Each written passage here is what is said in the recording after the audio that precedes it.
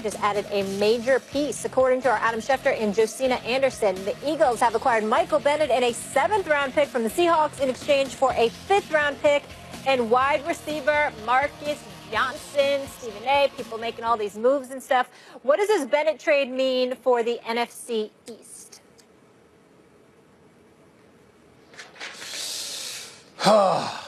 When I look at the NFC East, it tells me that the Eagles obviously are not playing games.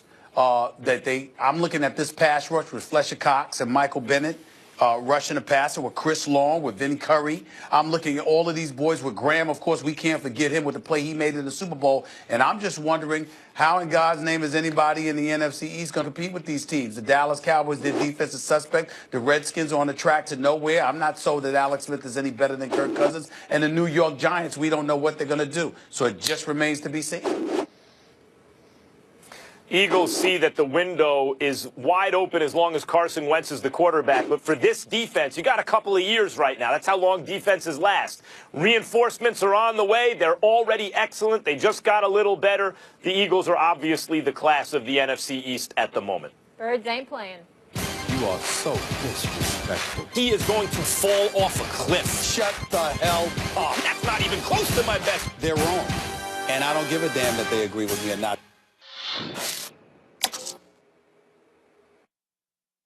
We all know the stereotypes. Boys are taught at a young age if they show any sign of emotion, talk about their feelings, or seek support in any capacity, they're soft. Men are supposed to be tough and figure it out on their own.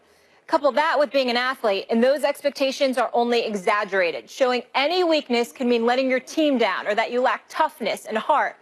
Add to that being a professional athlete. You're supposed to be invincible.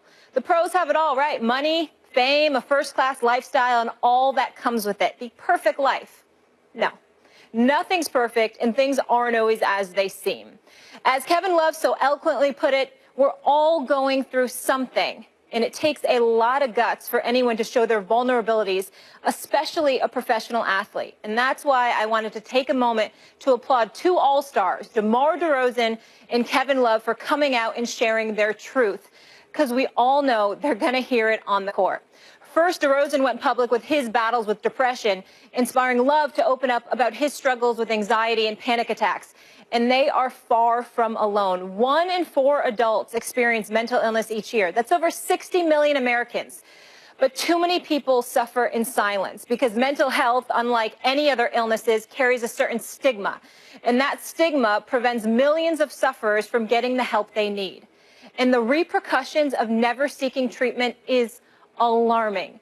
Individuals living with serious mental illness face an increased risk of having chronic medical conditions, die on an average 25 years earlier than others, and more than 90% of children and teens who die because of suicide have a mental health condition. And that's why this conversation DeMar and Kevin started is more significant than anything they can do on the court. It's saving lives.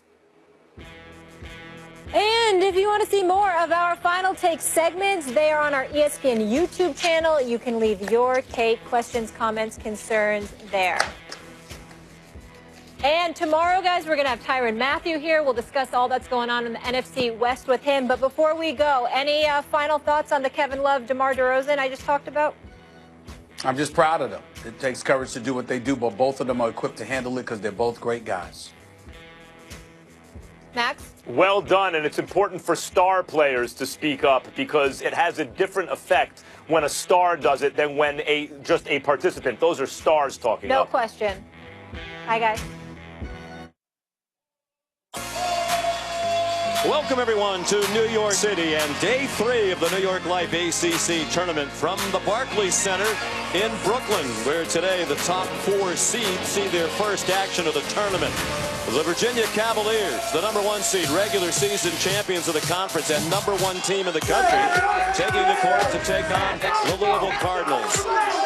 Squarely on the NCAA tournament bubble, the #9 seed dispatched Florida State yesterday. And welcome back to ESPN's Champ Week, presented by Principal. It is indeed the New York Life ACC Tournament. The Louisville Cardinals earning their 20th victory of the season yesterday. 16 years in a row they've reached that milestone against the Virginia Cavaliers. 28-2 overall. As we mentioned a moment ago, the top 4 seeds see their first action today. Duke will take on Notre Dame tonight. Then Miami and North Carolina this afternoon. Clemson and Boston College after we're finished with Virginia and Louisville. And well.